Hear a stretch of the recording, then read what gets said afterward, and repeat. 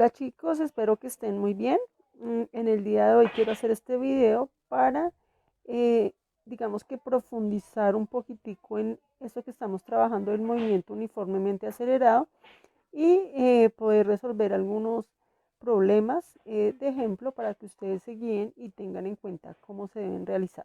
En primer lugar, como para recordar y ponernos en contexto, habíamos introducido un concepto nuevo que era la aceleración.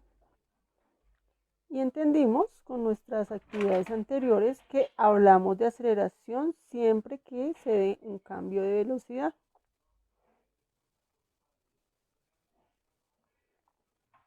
Entonces, siempre que ocurra tal cambio, puede ser para aumentar o para disminuir la velocidad, vamos a estar hablando del término aceleración.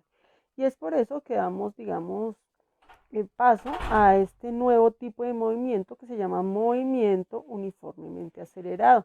Recordemos que el primer movimiento que vimos fue el movimiento rectilíneo uniforme, que era un movimiento de velocidad constante, donde por lo tanto no trabajábamos el concepto de aceleración. Sin embargo, en este nuevo movimiento que vamos a trabajar, movimiento uniformemente acelerado, eh, indudablemente está presente la aceleración. Entonces vamos a tener cambios de velocidad. ¿Qué caracteriza este movimiento? Que ese cambio de velocidad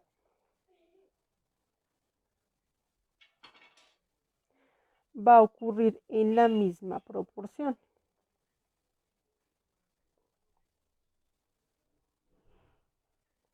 Es decir, que la velocidad va a aumentar, pero pues no va a aumentar de cualquier manera, en cualquier cantidad, sino que la cantidad en la que aumenta esa velocidad va a ser constante. Entonces, si en los primeros 10 segundos del movimiento aumentó en 40 metros por segundo la velocidad, en los siguientes 10 segundos de movimiento también va a aumentar 40 metros por segundo la velocidad.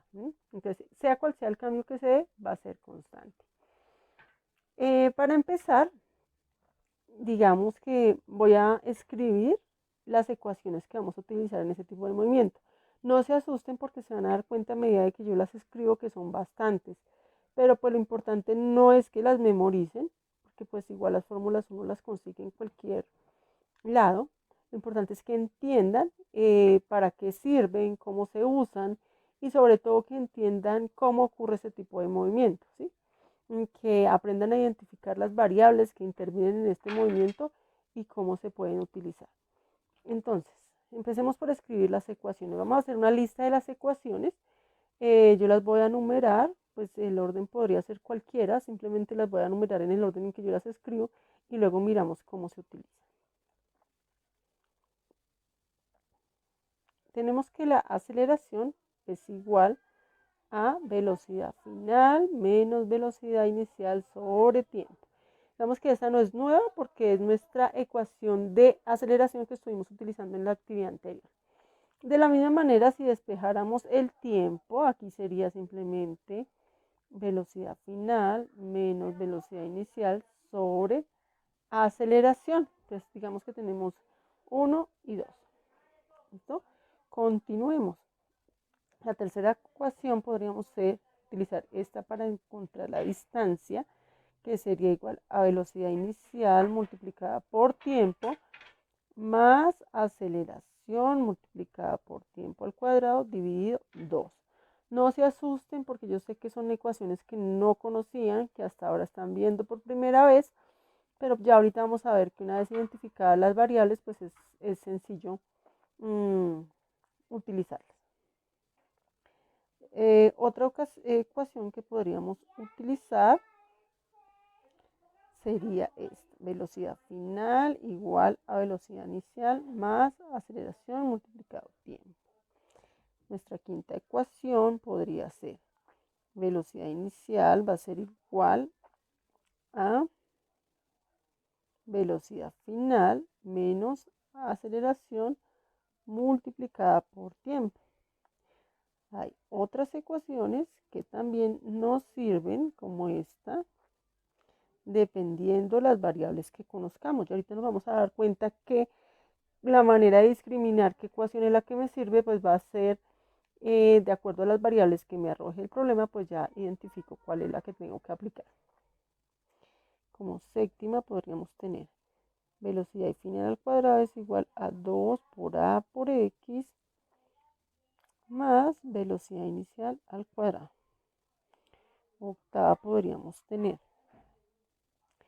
velocidad inicial al cuadrado es igual a velocidad final al cuadrado menos 2 por a por x.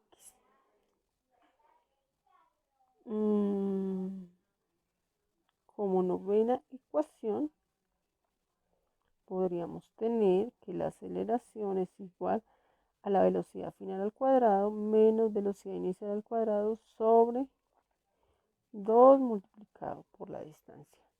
Entonces les voy a hacer aquí la lista de variables para que recordemos cada una de esas letricas que está significando dentro de la fórmula de la relación que tenemos. ¿Listo? Ya siempre que hablemos de A, vamos a estar hablando de la aceleración.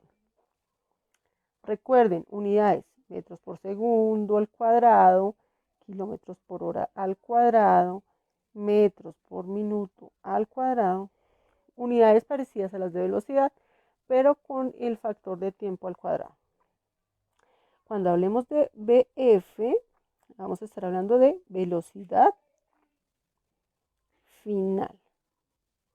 ¿Y en qué se mide? Unidades de velocidad, metros por segundo, kilómetros por hora, metros por minuto, etc. Cualquier unidad que me vincule el espacio recorrido del desplazamiento con el tiempo. La velocidad inicial de igual manera.